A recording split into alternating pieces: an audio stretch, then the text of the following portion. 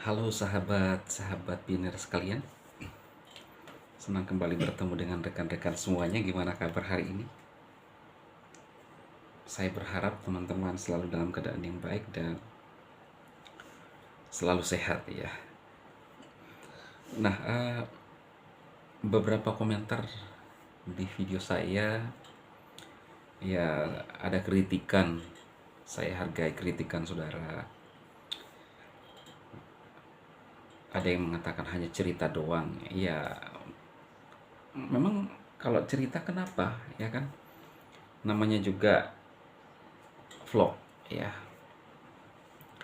dan pengalaman-pengalaman pribadi.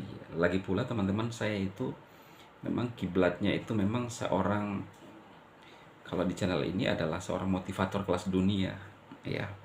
Jadi bukan seorang reviewer ya kan. Jadi kadang-kadang gaya saya itu, cara saya itu lebih kepada bagaimana membuat rekan-rekan itu tetap bersemangat dalam hidup ya.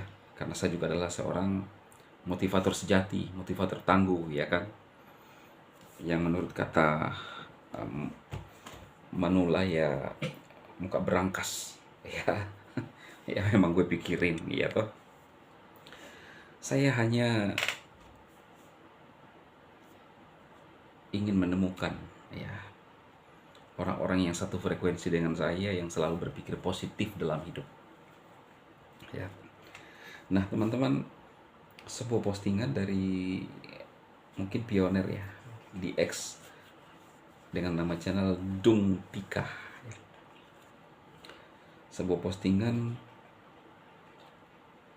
dengan menggunakan tulisan sepertinya Vietnam ya. Seperti ini teman-teman. Oh iya, Vietnam. Saya hampir berusia 70 tahun sekarang. Saya tidak tahu apakah saya akan hidup sampai hari hari mainet pi. Bukannya saya butuh uang karena hidup saya baik-baik saja dengan pensiun dan anak-anak sukses. Hanya ingin tahu berapa harganya. Saya telah bermain pi selama lebih 4 tahun tanpa mengetahui harganya, dan saya sangat maya gitu ya.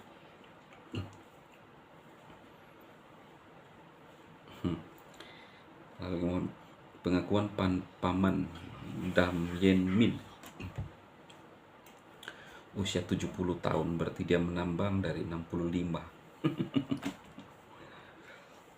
Iya,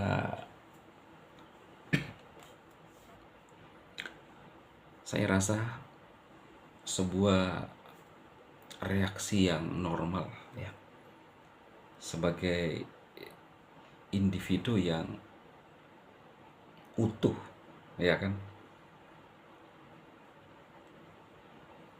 Saya pun kadang gini teman-teman, bukan artinya bahwa saya pribadi ini tidak normal karena saya tidak marah-marah ya kan. Jadi reaksi seseorang itu berbeda-beda. Ketika opa atau oma ini ya 70 tahun dia merasa marah, itu wajar. Apalagi kalau teman-teman itu faktor umur itu biasa mempengaruhi ya. Makanya kalau kita punya orang tua itu, papa atau mama itu, sebenarnya tidak harus kita berargumen ya. Kita harus memposisikan diri kita sebagai anak yang sebagai pendengar yang baik apapun kata mereka,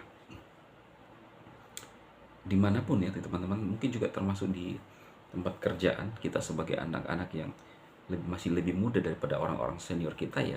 Kita harus belajar memposisikan diri. Itu pribadi saya juga ya, saya belajar untuk melakukan itu. Sangat wajar ya ketika merasa itu, karena belum ada kepastian dari harga dari Bang Nicholas ya. Dan semua orang, saya pikir bukan cuma nenek ini, saya pun kadang-kadang bertanya-tanya teman-teman, berapa, apakah benar GCV? Mungkin hari-hari ini juga Mbak Doris bersama para leader-leader GCV yang lain ya, teman-teman saya yang belum pernah ketemu.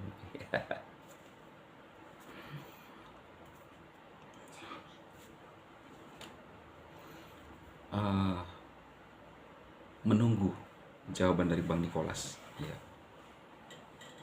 Tetapi sekali lagi teman-teman ya, bukan 2 kali lagi ya, prediksi saya kan, kenapa Bang Nicholas itu bungkam ya.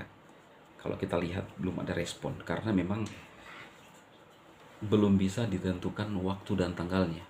Karena menurut tim itu ditentukan dari 3 hal. Ya. Jadi memang kalau saya bilang pionir itu harus diuji. Diuji kesabaran kita. Mungkin juga Nicholas tahu kali akan apa yang akan terjadi di Pioneer. Dia sudah tahu, tapi dia memang membiarkan hanya orang-orang yang bertahan, yang percaya itu yang akan menuai hasil. Ya mungkin saja.